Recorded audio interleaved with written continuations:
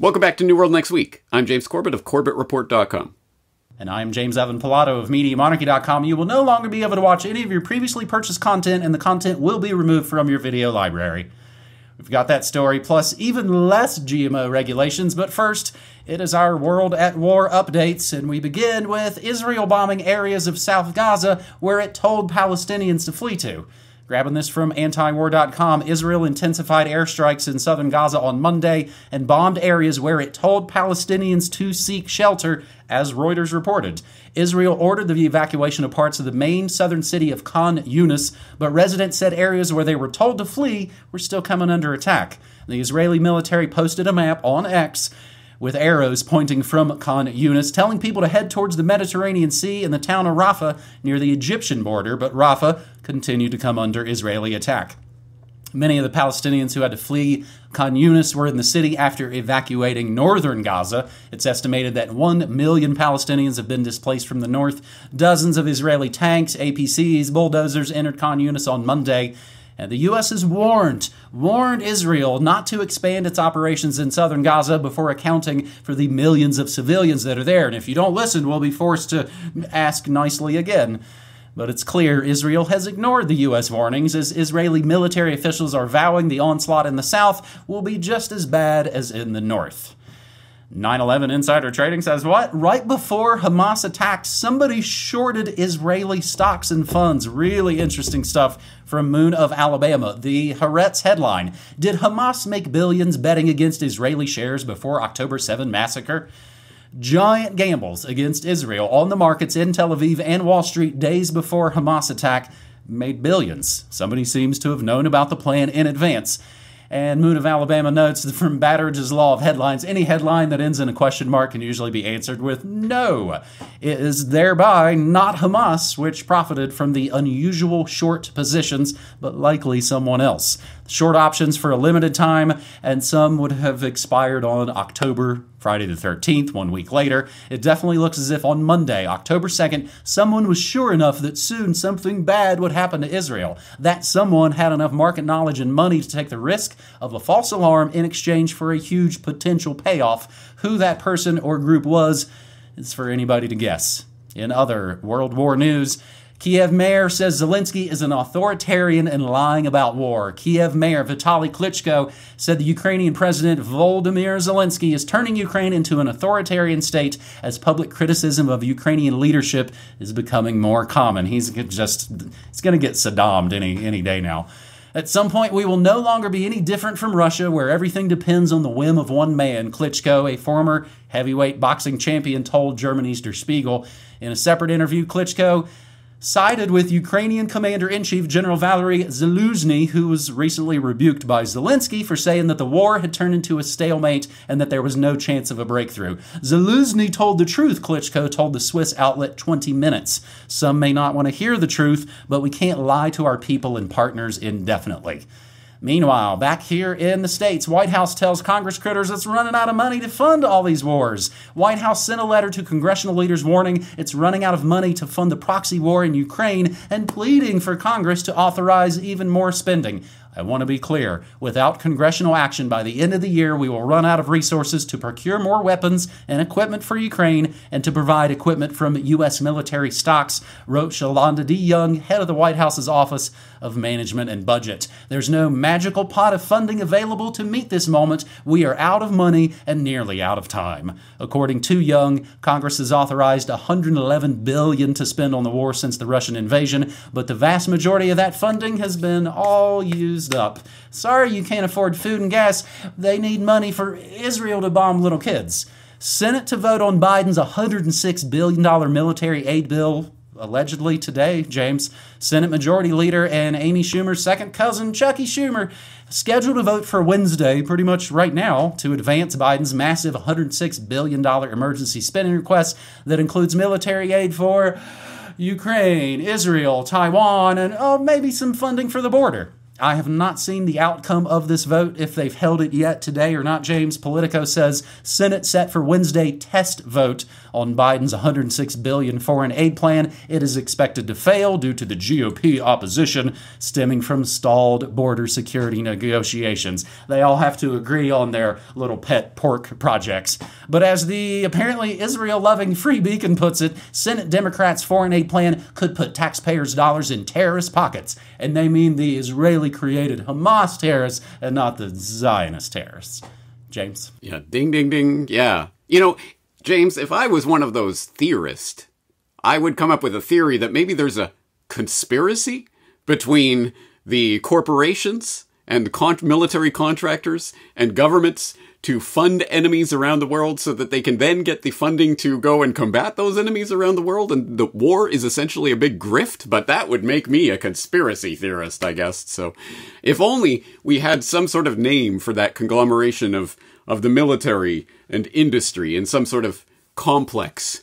If only someone would come up with a name like that, but only conspiracy theorists would talk about that, right? Not presidents of the United States. Anyway, yeah, war is a grift. War is a grift. That is what is happening here. And I'm starting to come to the realization that perhaps the best way to understand to even see where these wars are going is to follow the money. Because like any crime investigator, you follow the money. So in this case, let's follow the money of the war machine to see what's going to happen in the future. And by that logic, I think at the exact moment that the military-industrial complex decides that they can't wring any more blood money from this particular stone, then they'll drop the Ukraine grift and they'll be back on the Gaza grift, etc., etc. And they'll just keep, hey, killing people is good for business, and let's just keep funding it in different places, and we'll fund the enemies, and we'll make sure that the money continues to flow.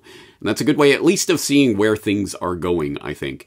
And we know, I mean, it is not disputable now. We know that Ukraine and Russia were on the verge of signing a peace deal way back in 2022, and it was scuttled by the West generally, NATO allies generally, but Bojo being the particular vehicle for that particular scuttling. But anyway, we know that happened. Everyone admits it now. So it's not a question of Ukraine and Russia. It's a question of the industry of war and what the best way for them to make profits. And oops, we accidentally gave Ukraine an extra $6 billion. Ooh, who could have known?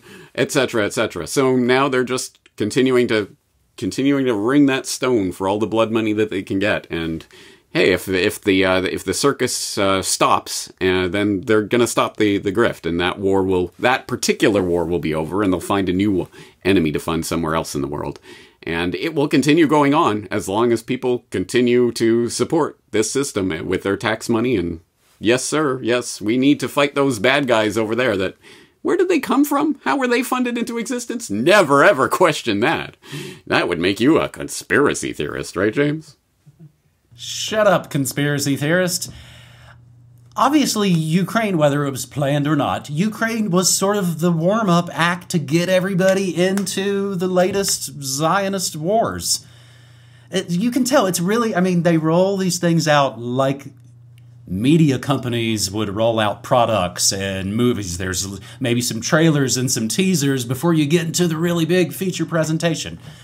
I had never seen Everything is a Rich Man's Trick, a documentary. We actually watched it in Media Monarchy a couple of weeks ago. It does a fantastic job of, again, we've been at this for a long time. I feel like, oh yeah, I've learned all the stuff, know all the stuff. It was a great reminder and primer that from JFK to 9/11, the funding. And that's really, I think, one of the best things I've learned from G. Edward Griffin.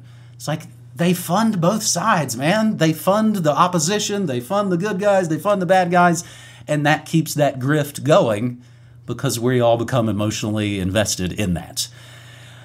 Buyer beware. Our second story on this New World Next Week, episode 537. James, growing up, the American commercials pronounced it as Bayer. I almost included a link to an old 80s aspirin commercial, but I'll leave that there. Bayer and BASF lobby push to scrap safety rules on new GM crops, even if it increases pesticide use. Grabbing this from the fantastic GMWatch.org, the GMO industry wants GMO herbicide-tolerant and insecticide-producing crops to be allowed into our fields and onto our plates without safety checks or labeling. The European Commission and some MEPs have jumped to obey industry's orders in designing a GMO deregulation law that would, of course, harm health, biodiversity, and farmers. Farmers. Crucial votes coming up December 11th in the Council, EU member states, and Parliament's Agriculture Committee on the European Commission's proposal to deregulate GM plants made with new genomic techniques, NGTs, such as gene editing. This proposal has been widely condemned by groups representing the interests of the environment, consumers, farmers, the organic and non-GMO industry sectors, as well as independent scientists, which is a pretty rare breed.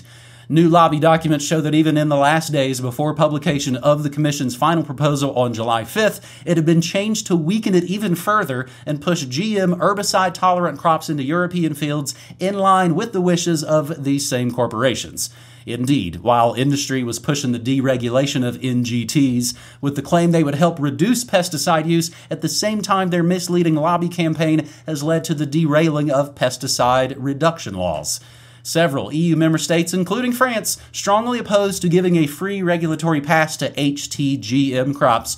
And again, remember, just all these acronyms, all these names, like St. Carlin would say, help to obscure the brutal reality of what's going on.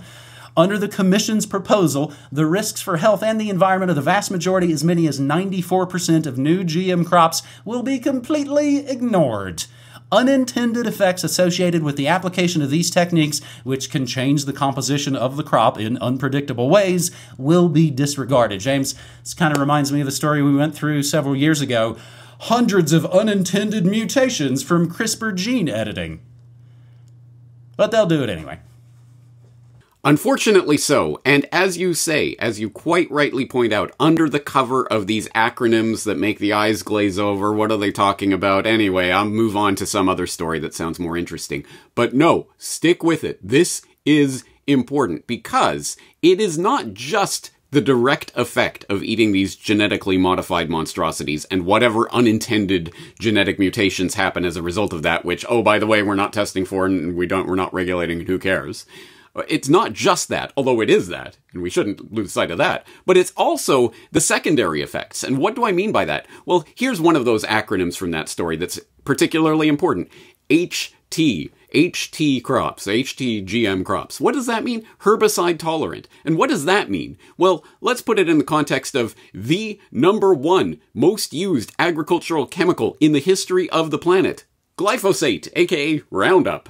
And as we know, so many GM crops provided by Monsanto, Bayer Santo, whatever, was specifically engineered to be resistant to Roundup. And that's why it became the most used agricultural chemical in the history of the planet. And oh, by the way, oh yeah, as even the WHO's bought and paid for IARC came to the conclusion back in 2015, yeah, it's probably carcinogenic.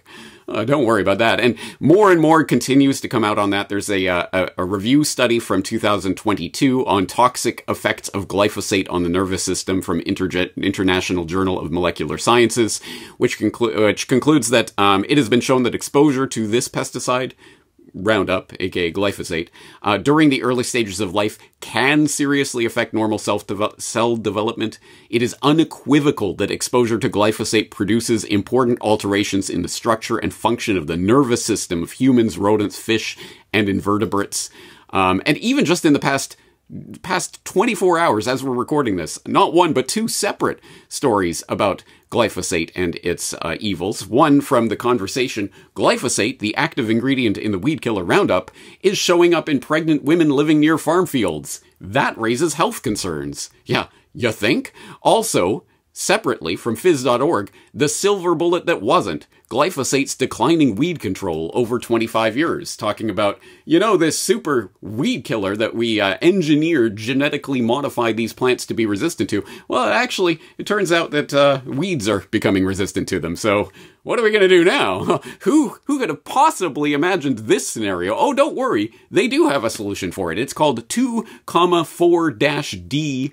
And D is short for one of those chemical monstrosity names that you can't possibly pronounce because humans don't use those words because it's not a natural chemical. It's one of these engineered monstrosities. Anyway, 2,4/D is the new super weed killer that they're engineering. And don't worry, they'll genetically modified crops to be resistant to this super weed killer. So you'll get this arms race going on of more and more and more toxic chemicals being sprayed all over everything you eat. But don't worry, it's fine. The crops have been engineered to be resistant to it. Have you been engineered to be resistant to it? Don't worry about that. I'm sure there can be no possible health consequences to this. And 20 years later, it'll be, oh my God, this is the worst crisis in the history of humanity. But don't worry, we're engineering a new weed killer. Anyway, that's the kind of thing that these acronyms obscure. HT2,4-D. Wow, who cares, right? Well, you better care. This is not just about humanity itself, although it is about humanity and where we are going and the chemicals that we are injecting into our children, at the very least, and people around the world, but also every other species. If there was a genuine environmental movement that genuinely was concerned about the environment, you think they might be talking about, I don't know, this problem? Or really, literally any other problem other than carbon dioxide? Nope. If you care about the environment, it is all carbon dioxide all the time. That's the only thing you can care about. And if you have any questions about GM, you're an anti-science rube. You're a weirdo. No, that's not environmental movement. They have engineered this conversation in the exact same way they are engineering these crop monstrosities. And it disgusts me. I've joked many times on my morning show, oh man, all these kids with, Extinction Rebellion and Just Stop Oil, I heard they glued themselves to the Hanford nuclear disaster up in Oregon and Washington. Oh, I heard they threw some paint at Flint water. Nope, because they haven't been told to. Overuse of antibiotics has now created antibiotic-resistant superbugs. From the GMO food to the GMO people, James, I don't think the eugenicists really know what will happen when they let all this loose, but that they can hopefully make some order out of that chaos. Literal GMO people. They took gene therapy shots that have changed them structurally inside. And I speculate the GMO people are going to be like the GMO plants, and they'll only be able to eat the, Roundup resistant food that comes from these chemical agri-food corporations. And what? They walk around with a HARP array in their back pocket to be affected by, it's just almost sounds like a sci-fi horror film. But at least we can play some games, right, James? Our third and final story on this New World Next Week, episode 33537. PlayStation to remove access to hundreds of shows, even if customers already paid for them. Grabbing this from the also fantastic reclaimthenet.org. An unexpected notification released by Sony raised eyebrows and sparked debates over digital ownership rights.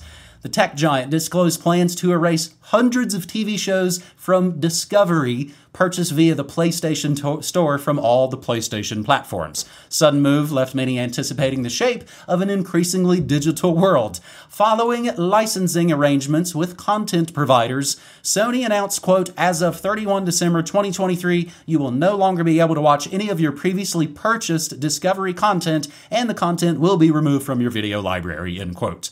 Alongside this sudden proclamation, a comprehensive list of Discovery shows due for removal was also shared, a list that was notably long. The exact reason behind this controversial move remain unclear, but I think it's probably this: Sony's prior agreement with Discovery blurring out after Discovery merged with Warner Brothers last year, so it's corporate warfare. As uncertainty looms, the affected PlayStation users face the undesired news of losing out on their already purchased digital content.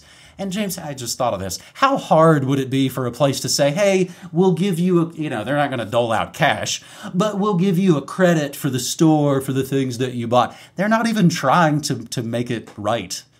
This isn't unfamiliar territory for Sony. The latest development, another episode in a series of content removals from the PlayStation Store and users' purchased libraries. So again, James, old man, I like retro games. I like to play cartridges and Nintendo that I can hold in my hand. I asked a buddy, I was like, explain shows on PlayStation to me. He said Sony would sell access to everything, from movies to TV shows, music videos and such, as well as various apps where you could buy access to various titles. He said he recalls buying a movie on his PS4 back in the day just for the novelty of it. But yeah, some people were foolish enough to buy an entire collection of media on there. Poof. They let you download it, but you don't own bleep. Then all the banksters do it. Hoaxed again. Amazon sued for misleading you into believing you own a copy of a digital movie that you purchase. And speaking of the movies, filmmaker Guillermo del Toro says physical media owners are preserving film history. James, you and I have talked a little bit about Christopher Nolan and del Toro and physical media. Del Toro said, quote, "Physical media is almost a Fahrenheit 451, where people memorized entire books because they were being burned and destroyed. Almost Fahrenheit 451 level of responsibility. If you own a great 4K, HD, Blu-ray, DVD, etc., of a film or films you love, you are the custodian of those films for generations to come." And I always have to mention that classic story from, nearly 15 years ago. Amazon Kindle users surprised by Big Brother move. Owners of Amazon's Kindle electronic book reader received a nasty surprise after discovering that copies of books by George Orwell, including that one about the Ministry of Truth controlling everything you see, hear, read, and think, deleted from their gadgets without their knowledge. The books, downloaded from Amazon.com by American Kindle users, were remotely deleted after what the U.S. company now says was a rights issue regarding the publisher mobilereference.com. James? You know, I've always been grateful that one of the first stories that really brought this concept to people's attention was 1984 being memory hold. Isn't that, ironically perfect? So I've always been grateful for that. But, on further contemplation, I now have to do what is absolutely unthinkable and no one has ever done in history. I have to thank George Lucas for continuing to destroy Star Wars and pervert it and add all that crap onto it and digitally remaster it and all of that. Because that really was when people started to realize, movies can go down the memory hole. The 1977 Star Wars you saw in the theaters is not the one that you can get now. And there are entire communities dedicated to restoring that 1977 version in the best quality they can using old 35mm prints that they've found and things like this. And they're doing a 4K restoration of the original version and blah, blah, blah. Anyway, who cares about all that stuff? But it is an important aspect of the world that we are plunging headlong into. My God, your history can and will be rewritten. And if it can happen to Star Wars, it can happen to absolutely everything, including the nonfiction books and movies and documentaries that we know of. If only there was a way to preserve this information, right, James? That's why I went back and grabbed my physical copy of 1984. Thriftbooks.com, I really dig. I know it's tough. It's very difficult to find any booksellers or book reviewers online that haven't been gobbled up by Amazon. ABE Books, Goodreads, all these places, all owned by Amazon. This is not an ad, but Thrift Books does a pretty fantastic job. They let you choose. Do you want good quality? Do you want hardcover, softcover? So I've got this physical copy. I think I let someone borrow my 1984 years back in Portland, and I realized at some point, I don't have a copy, so I had to get another copy. I have in the living room, James, a VHS of the original Empire Strikes Back. The good one, the way it originally aired, the way it originally went. Back when George Lucas was wrecking all these things. My brother, and I'm born in 77, my brother, 4 years older than me, of course, giant Star Wars fan. He, living in New York back in the day, he bought a bootleg DVD of the original Empire Strikes Back because you couldn't find it anywhere. So maybe that's a good thing, too. It forces people to go to black markets matter. So how will we keep all this physical media? Maybe we can do some at newworldnextweek.com. There you go. Physical media for the win. We will announce now our annual, Christmas discount for all media on the store. That's all the USBs, all the DVDs, all the digital downloads. That's from Corbett and Monarchy, so you can get Octopus and my music compilations as well. Christmas 25. That is all lowercase, all smashed together. Christmas 25. That is your discount code for the holidays. You can get physical media and you can gift it to your friends and family who you might not be able to get to sit down and read articles or go through things. Put a DVD on their player, assuming they still have a DVD drive. James, do you think they'll ever let us on all their digital platforms and we can be in the Roku store or the Amazon? I don't know. Who cares? We got our own store. There you go. Yeah. And last week, I think we were both rocking all Media Monarchy gear. So this week, we will rock all Corbett Report gear. So you got the classic logo on the t-shirts, and you've got the brand new logo on the brand new organic, which means no pesticides and no GMOs hoodie. Remember, sweet ride on the zipper.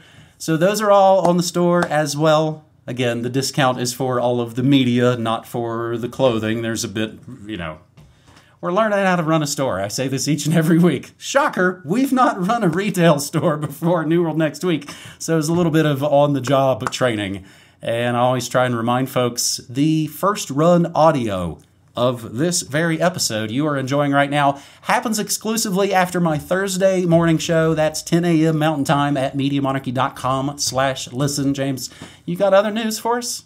I do. But let me just say, yes, let me underline the Christmas 25 special, 25% off. So for anyone who's been thinking or hemming and hawing about buying some of this physical media, this is a very good opportunity to do so. So I would strongly suggest, if you want Who is Bill Gates or the Secret History documentary, we can't use the full name because that will, oh boy. But if you want any of that, then that's the way to get it. Physically preserve it on physical media, because I'm not planning to do the George Lucas special edition treatment to any of these documentaries, but more and more people are talking about 2024 and WEF, cyber attack, whatever, and, you know, internet 9/11. Anyway, people in our audience know. Who knows how long you will have access to this information in the form that you do today. Get it, preserve it. Thank you for doing that. And also, hey, the USB archives, if people have been holding off on that, great time to start getting those. And I would never have thought about the sweet ride on the zipper if you didn't keep doing that every week. So thank you for doing that. But it is a sweet ride. Also, yes, there is going to be another product that will be either on the store or appearing on the store very soon, so please be checking the newworldnextweek.com store.